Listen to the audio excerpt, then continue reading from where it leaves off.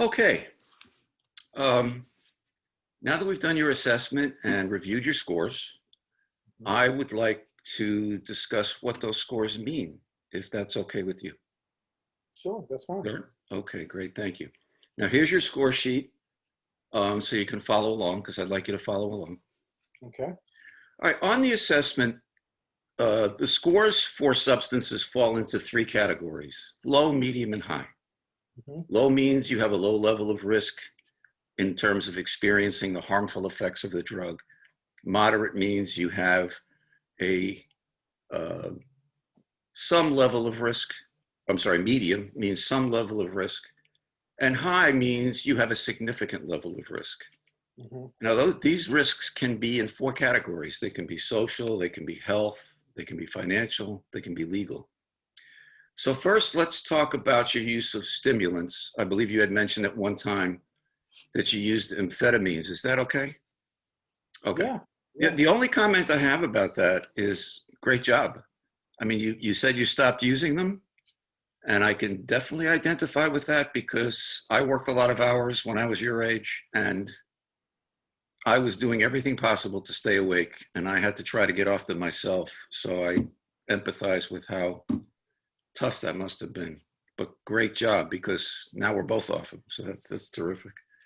Um, Regarding the use of marijuana, you scored in the low category. So the risks of feeling any harmful effects from marijuana are low. Um, all I would suggest is that you keep in mind that when you do use it, try not to do any activities that could lead to danger, like driving a car, or you told me you're a family man, you like to work around the house. So you might want to lay off holding a ladder or driving the lawnmower or holding sharp tools in your hand. So try to use common sense in terms of minimize your activity. Okay. Okay. Will Now, do. with regards to your use of tobacco, you scored in the moderate range. Um, so if it's okay with you, could I share with you what the associated risks of tobacco use are? Yeah. Okay, all right. With regards to tobacco, some of the risks that have been identified are premature aging, longer recovery times after you get the cold or a flu, Hmm. respiratory infections, high blood pressure and diabetes, um, kidney disease, and two of the things you may have heard about in the media because they're talked about so much, that would be heart disease, cancers, and lung cancer, throat cancer, um, diseases of that nature. Um, Regarding your use of alcohol, you scored in the high range. Now, since that suggests that you have a significant risk of experiencing the harmful effects of alcohol, hmm okay, may I share with you what those effects might be? Of my drinking? Yes. Okay. Okay. All right.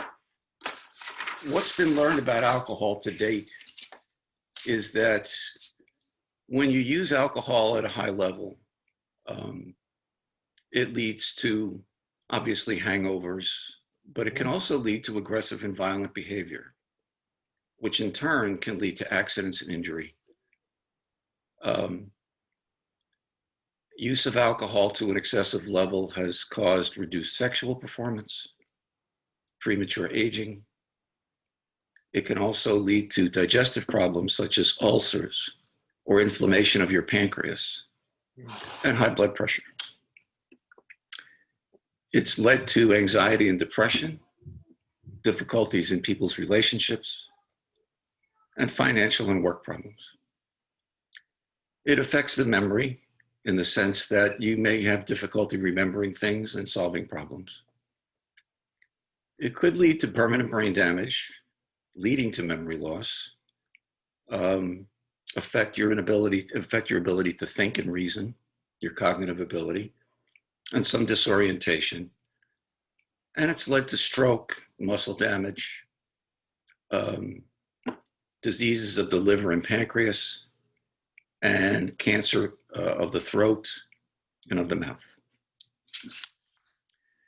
Now, based on the information I just shared with you regarding alcohol and tobacco, do you have any concerns about your scores on this assessment?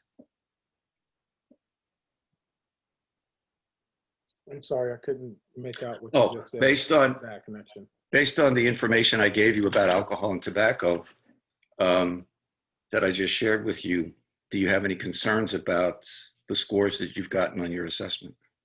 I mean, I definitely do. After hearing that long list of things associated with just me drinking, which, I know I have a little bit of a problem. I don't view it as a huge problem. Um, Most of the time I drink for just social events and hanging out with my friends. And I don't, I don't think I have that huge of a problem. Um, but the list of things that you said, that's definitely concerning. Okay. Okay. So some of the things that I've mentioned are of concern to you. Okay. Yes. Okay. Now, if we could talk for a minute about your use of alcohol and what you like about it and what you may not like about it. With regards to using alcohol, can you tell me what you like about using it? One, it seems like it's always at the friend's house. If I'm going over to my homeboy's house, we may just be kicking back watching a football game or the basketball game, and he has a couple of cans of beer, and I don't mind drinking a couple of beers, watching the game, and really socializing. And so I like that aspect of just having a good time with my friends. Okay. Okay. Now, can you think for a second about in the past what you would think have been not so nice things about using it? Um, I think definitely the DUI that wasn't so great. Um, had just one too many and tried to drive home and got pulled over. And yeah, the DUI was not so good. Okay. Okay. So good. Um, on the one hand, the good thing is, I get to kick back with my friends. I get to socialize. I get to have a few beers. We're having fun together. But on the other hand, it has some negative effects. For example, DUI, which obviously carries some pretty severe legal problems. Would it be fair that that's a correct assessment of how you feel about it? Yeah, Oh, yeah. If I can drink and not, get pulled over, I'm okay. okay. All right, great. Um, Based on what you've shared with me and the information that I've presented to you, if you were to think on a scale of 0 to 10, where 0 means I'm not ready at all, and 10 means I'm ready to start right now, where would you say you are with respect to reducing your alcohol consumption?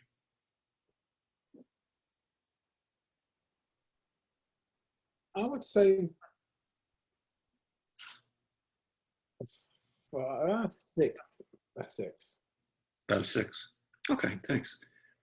So related to that, what made you say 6 and not say 4? Mm, because at times I think I like in the case of my DUI, um, I knew that drinking that extra beer, I was already wasted, and I continued to drink anyhow.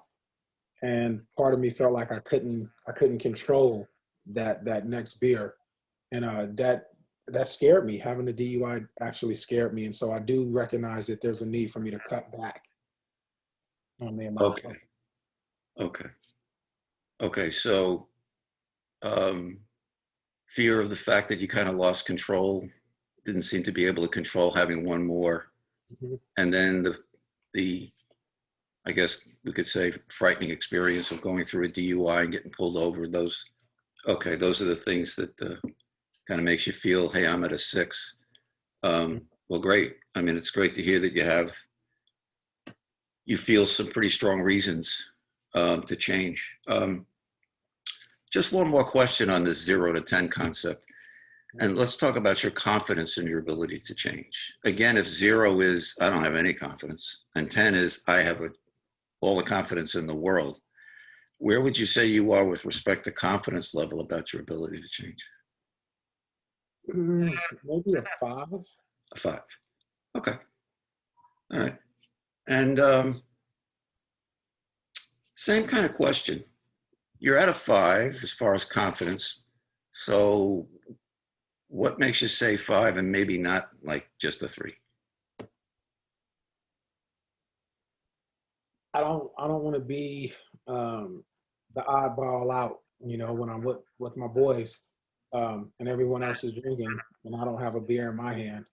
Feel like I'm missing part of the experience. So Okay. yeah. Okay. Um, is there any reason why, just to clarify my question, why, you feel you're up at a 5, but not down at a 3? I mean, because other things that I put my mind to, I can do pretty easy. Okay. Okay.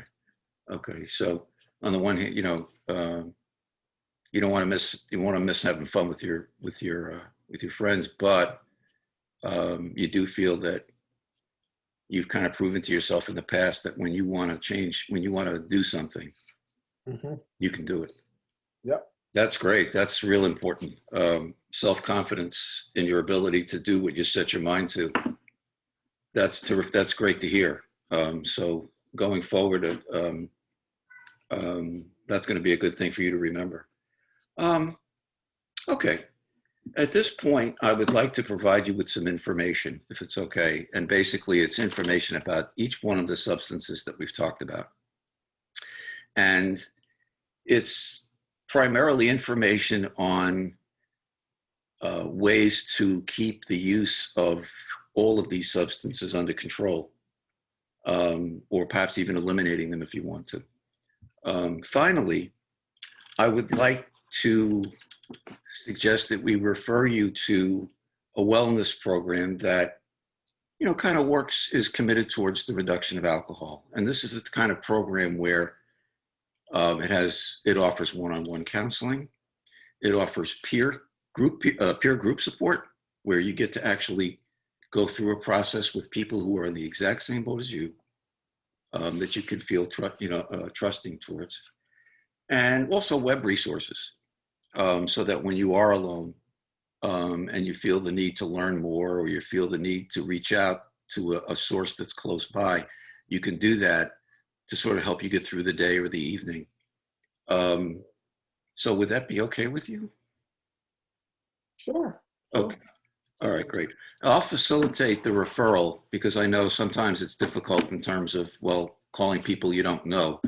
So I will make sure to contact these people and set up a call where you and I can actually contact the group together, and I can introduce you, and we can take that first call together, just basically to be there as sort of a fellow traveler to provide you with company during that first contact, because I realize making that first contact can be really difficult, and a little awkward. Great. So is that okay? Would that be okay with you? Yeah, absolutely. Okay. All right, great. Thank you so much for listening, and I appreciate all of your responses. At this point, do you have any questions before we wrap up? Nope. No questions. Okay. Well, thank you very, very much, and I will be in touch regarding our phone call. Thanks. Thanks.